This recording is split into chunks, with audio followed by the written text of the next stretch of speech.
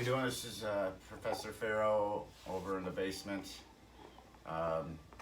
This is our second try because Freedom, my service dog, decided to block as we were going on the first take. I want to go over some rubber guard, just talk a little bit about that since I haven't done a no-gi video in a while. So let's start from rubber guard.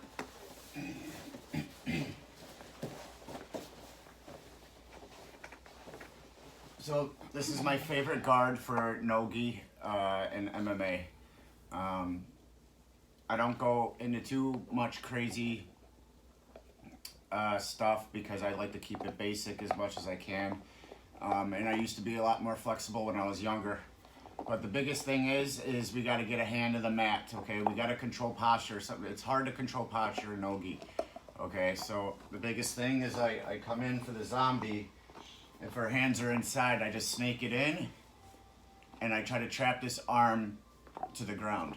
Okay, so I'm here and I have to come up with my elbow and my knee at the same time. Okay, so we won't focus on what my right hand does yet. All right, so I come in.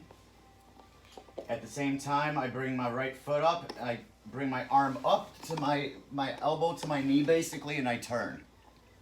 Okay, so now I'm hugging my knee. My elbow is nice and tight to my ribs because if my elbow's out, she's gonna have space to get that arm up. Okay, so let's do that again. Let's just get used to breaking the person's posture down and getting the arm down. So I come in and I'll make a knife hand like this, like a cupping position. Go right by like the elbow. I don't want to go on the forearm. It's not gonna be able to trap the arm. So you want to get as deep as you can on the arm so you're able to hug the arm. Okay, so we're here, I come in, and now I bring my knee to my elbow as I rotate to my left. Knee to elbow, rotate to the left.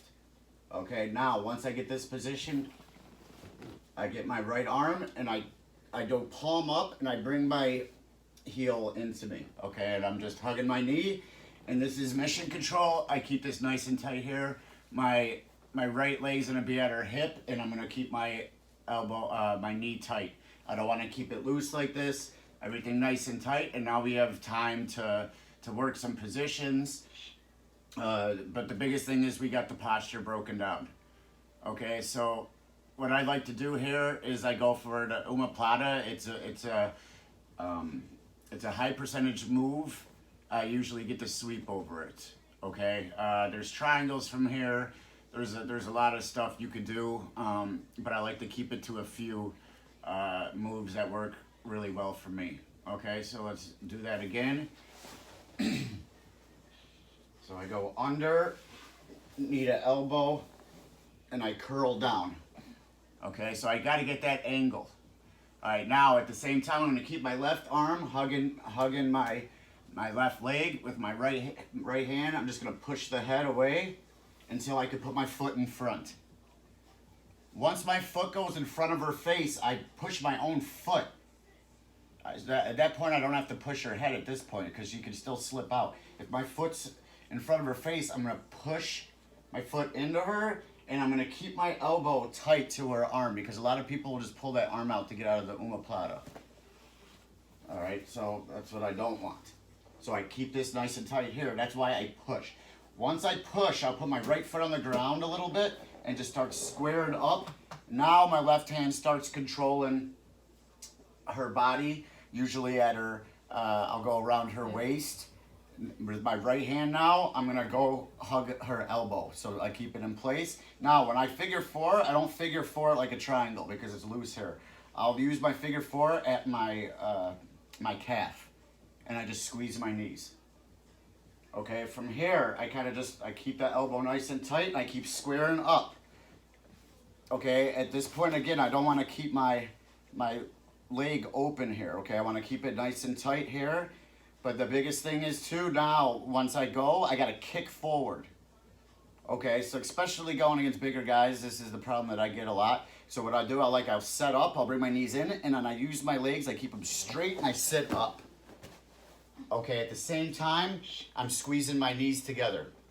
Okay, her hips are still in the air, so what I need to do, I need to get my hip all the way to my right as her body hits the ground, okay? So I'll put my right hand to post, and I basically just sit out until she falls down, okay?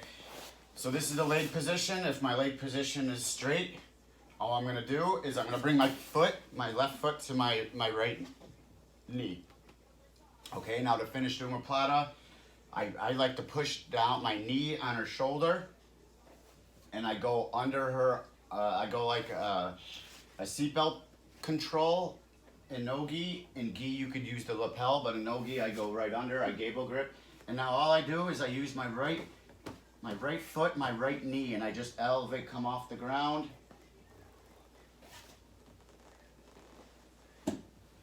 Until you get the tap, okay? So the reason why I do the seatbelt is because a lot of people are flexible, okay? I'm not anymore in my shoulders, but so that's the big thing, is just making sure you keep on going slow, the hips go forward, and I want to whisper in her ear basically, okay? I see people go like this. That's wrong, okay? Don't just go straight, go to the left and get those hips off the ground. And just go very slow with it, as it creates a lot of pressure. Okay, we'll go one more faster.